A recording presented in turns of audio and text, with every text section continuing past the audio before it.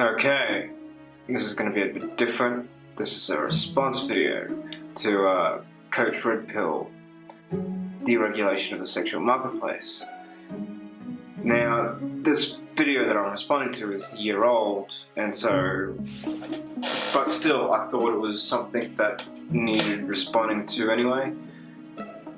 Now, Coach Red Pill, I've seen quite a few of his videos now. He does have some that I quite agree with, like his video on love and also his one on 3 ways to get and keep a woman.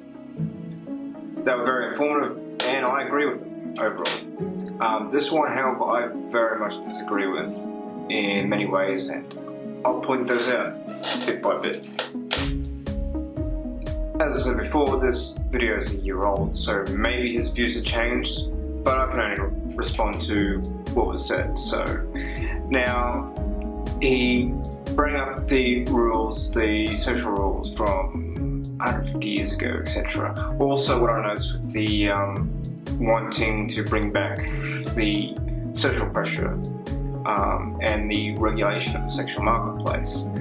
They're usually referring to either the 19th century or the 50s. The 1950s tend to be a popular time amongst trad lifers or traditionalists, which actually it was because of the overwhelming social repression of the sexual marketplace that actually led to the sexual revolution of the 1960s. It actually does very much correlate and connect with that. In fact, if you want a good example of that, watch David Hoffman's video about rules for rules in the 50s, which I'll link in the description.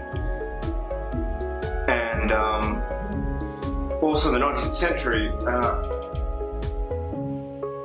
it was a lot more. There were societal rules that you can find on the internet. There was dating, it was a thing, and there was sex outside marriage. In fact, there was quite a bit of that at the time, more so than in the 50s, in fact. If anyone can remember, well, obviously no one from that time is here, but anyone who has researched the 19th century would know that dueling was a thing. And what was dueling most used for? Someone dishonored your girlfriend. And that was usually over that they slept with them. And so for your honor, you'd go out and duel them to her, and whoever survived. But you gotta remember also that sometimes they both survived, as pistols and guns at the time were not as accurate as they are these days. So it wasn't as repressive as we make it these days, the 19th century. The Georgian age was probably worse than the Victorian age, actually. But really, the deregulation of the sexual marketplace, I can only see it as really a good thing. There was, in the 19th century especially, a little bit less so in the 50s, not being able to love or have sex with people outside your social standing, aristocrats, etc. Not all aristocrats in the 19th century were rich either. But the current deregulation, quite frankly, I see as a good thing, because that means that you have more opportunity now, in fact. You just have to put in the effort. And quite frankly, and he's right that a lot of men don't get women, but that's something they have to work on. And to me, you should have to put in the effort. It's a little bit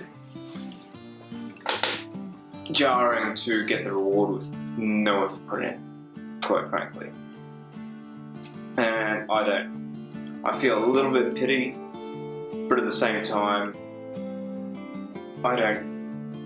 I I do blame these people who don't put in any effort, the incels, etc., who expect, because they are brought up with this egalitarianism, and egalitarianism in theory is very good, and I still stick by it, but you have to be practical. And he also brings up hypergamy, which I actually want to get to in another video. I won't get to it here. So there's this complaint that most men will not get anywhere, but I'm not that sympathetic. But maybe this is just me personally, and this is probably the reason why I view this as a good thing. But you got to remember that there's a lot of men who will flat out refuse to put in effort and change. And if they go nowhere, well, that's only their fault. I'm not very tolerant of lacking people who lack effort. So, far from being a bad thing, and there's the whole cock carousel, which maybe in their 20s for women, but usually as they get older, they become more mature. Hell, even before they turn 30, they'll start to be serious at looking for someone who puts in the effort for them, someone who puts in effort full stop. And people who are watching this, yes, you can put in effort too. Don't despair. That's really bad. Cynicism is good to a certain extent, then it just rolls over into do-nothingness, into this morass of laziness, which, as I said, I'm not too tolerant of. So, put in the effort. And this is why I'm making these videos for, help you out. So yeah, you can be upset about this deregulation and want to go back to a very regulated market. But you will have less opportunity that way. You might get into a marriage, and you want to know why a lot of these marriages from back then are going into divorce. Have you, if you ever meet like the older generations who have been in marriages for a very long time, they tend not to be the most happiest relationships. They've just become still, and it's not much of a life worth living. I follow Nietzsche's philosophy a bit, and he's very much pro-life in the original sense of being for life, for creativity, for action, because when he said life, he didn't mean it in the biological sense, he meant living. So this is great, in fact. You might think, oh, I'm not going to be part of that 20%, but you have to keep trying.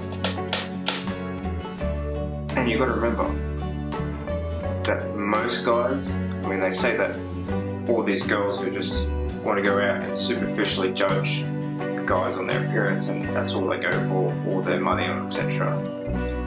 And maybe there's a lot of women like that. Who cares? There's also a lot of men who are pathetic. And so it wouldn't be hard to get past them in the race. So this is in fact a boon.